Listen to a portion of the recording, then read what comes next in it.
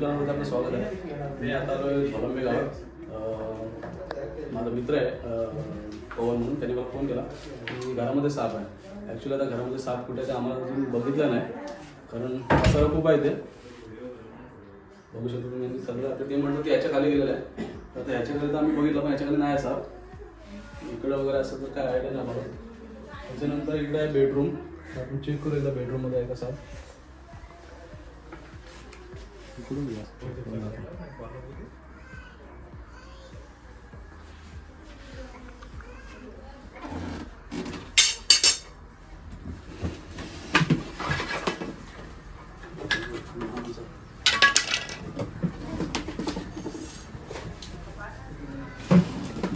एवढीच लाईट आहे का?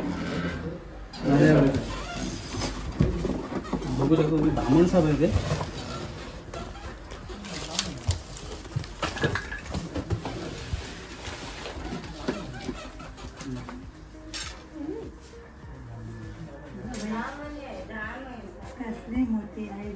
बघू शकतो तुम्ही धामण साप आहे. उन्हाच्या शोधावर आला असेल तो घरामध्ये. हा धामण आहे. त्याला आपण बाहेर गेलो.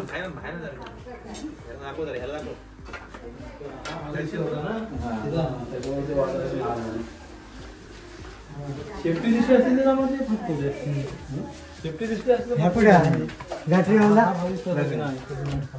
हे बाबा हे काय आहे मम्मा गॅटरी पिशवी दे. कसं असतो लोकांना कळतं आईकडचा पाक दिसतो लोकांना आणि ते बोलतात ना आपल्या आड झालं काय बोलतात ते तुम्ही आड झालं ऍक्च्युली आड झालं वगैरे काय नसतं. तर कसं आहे ते धामण आहे. तिथे जी बॉडीपासून ही पट्टी आहेत ना ते बॉडीपासून पूर्ण तिच्या तोंडापासून होतं. बघू शकतो डोळ्याच्या खालनं जरी बघितलं ना सेम पट्टी चालू होतं तिथे ती पूर्ण खालपर्यंत शेपटीच्या एंडपर्यंत. लोकांचे गैरसमज होते कारण काय ते आड झालं वगैरे काय नसतं. सापच असतो धामण. बरेचशा लोकांचा असा पण समज आहे की धामणीसाठी नागाचा मेल होतो, म्हणजे आरदाला तयार होतो. असं काय नसतं. धामणीसाठी नागाचा कधीच मेल नाही.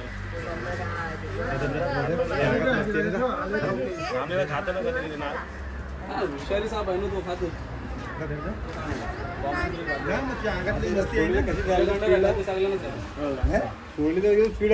फक्त सापच खाते बाकी कुठला काय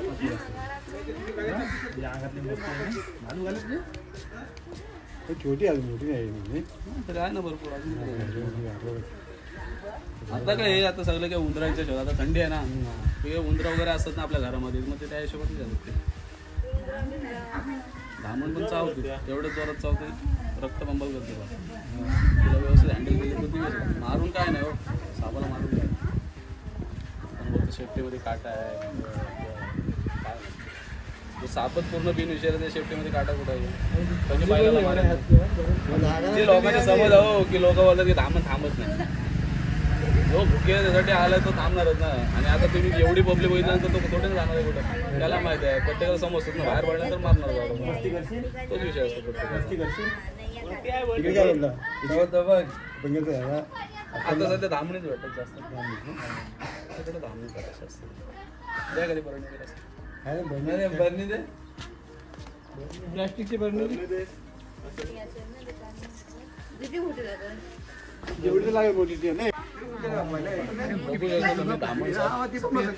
अशा प्रकारे उंदराच्या शोधावर तो घरामध्ये आला होता. बाकी काही विषय नाही. साप कधी कोणाचा पाठलाग वगैरे करत नाही. बरणी देऊ का पिशवी देऊ? द्या बॅग पण चालेल.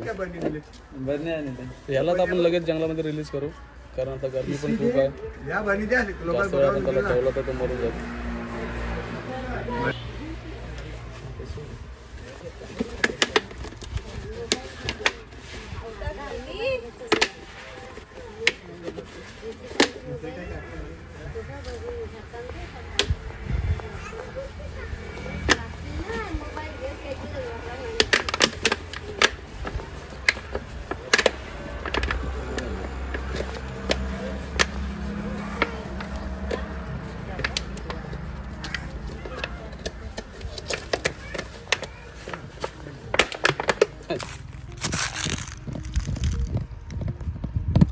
तर फायनली आपण जो हा साप पकडला होता त्याला आपण जंगलामध्ये रिलीज करायला आलो आहे. तर धामण जातीचा साप आहे, बिनविषारी साप आहे.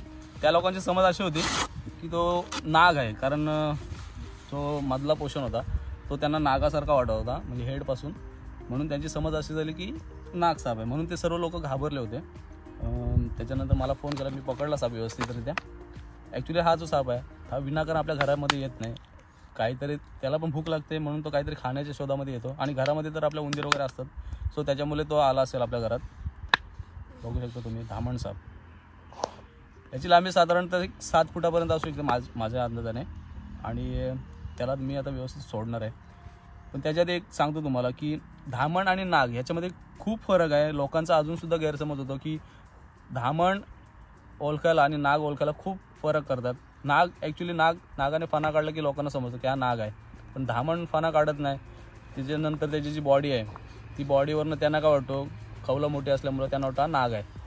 तर मी एकच सांगेन की पहिले साप ओळखायला शिका तुम्ही. जर माहीत नसेल तर तुम्ही व्हिडिओज बघा.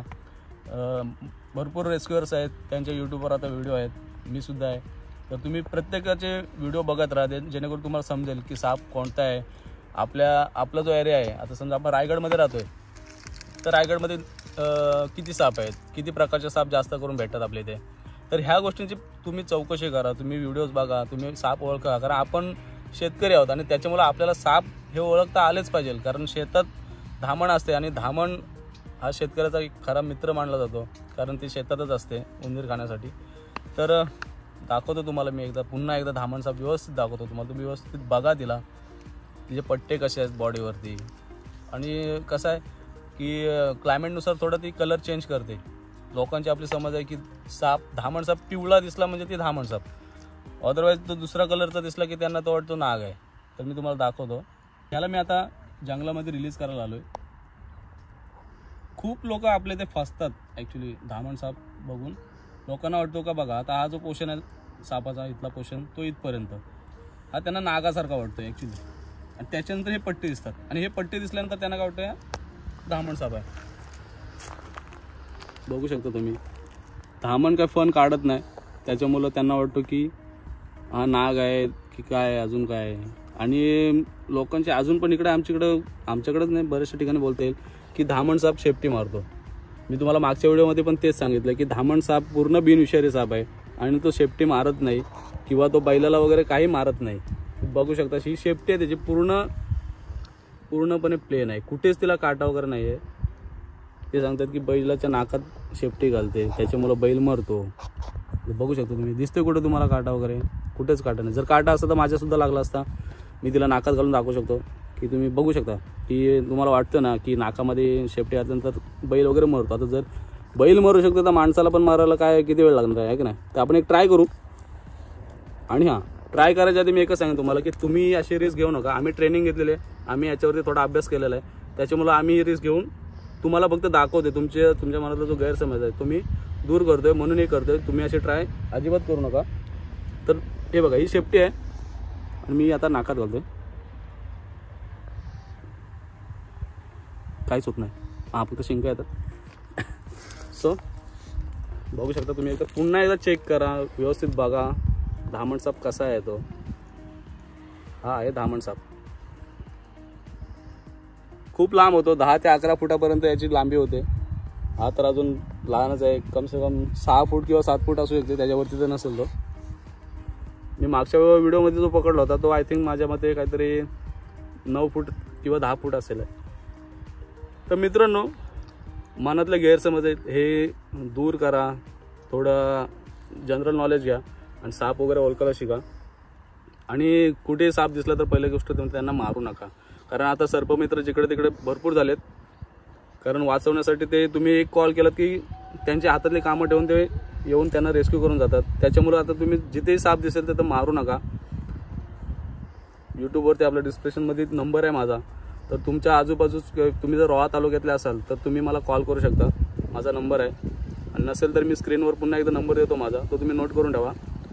किंवा जिथे कुठे असेल साप, तुम्ही दुसऱ्या तालुक्यातले असाल तर जर तुमच्या इथलं कोण सर्पमित्राचा नंबर नसेल तर तुम्ही मला फोन करू शकता. मला जर जवळपास असेल तर मी येऊन रेस्क्यू करून, किंवा माझे जवळचे मित्र असतील त्यांना मी तिकडच्या मित्रांना मी सांगून त्यांना तिथे रेस्क्यूला पाठवू शकतो. तर आता याला व्यवस्थितरित्या आपण रिलीज करूया, कुठलाही त्रास न देता. खूप छान साप आहे, बिनविषारी साप आहे. धामण सापामध्ये कोणताच विष नाही, जरा पण विष नाही. हा फक्त ती चावते जोरात. तर आता याला कुठलाही त्रास न देता आपण त्याला रिलीज करूया.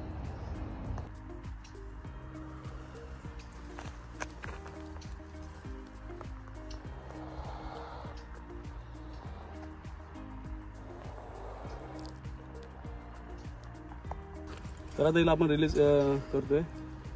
तर मित्रांनो, व्हिडिओ जर तुम्हाला आवडले असेल तर लाईक करा, शेअर करा, कमेंट करा. आणि आपल्या चॅनलवर जर तुम्ही नवीन असाल तर चॅनलला सबस्क्राईब करायला विसरू नका. आणि दुसरी गोष्ट म्हणजे थंडीचे दिवस आहेत, थोडी काळजी घ्या आपण पण. आपल्या आजूबाजूला साप तरी येतातच, त्याच्यामुळे त्यांना मारू नका. त्यांना आम्ही जसे वाचवतो तसे तुम्हीसुद्धा वाचवण्यात त्यांना आम्हाला हेल्प करा. तुम्ही आम्हाला कॉल करा, आम्ही येऊन त्यांना रेस्क्यू करू. तर आता मी हिला इथे सोडतो. चल बाय, फिल्म नाही बाय बाय.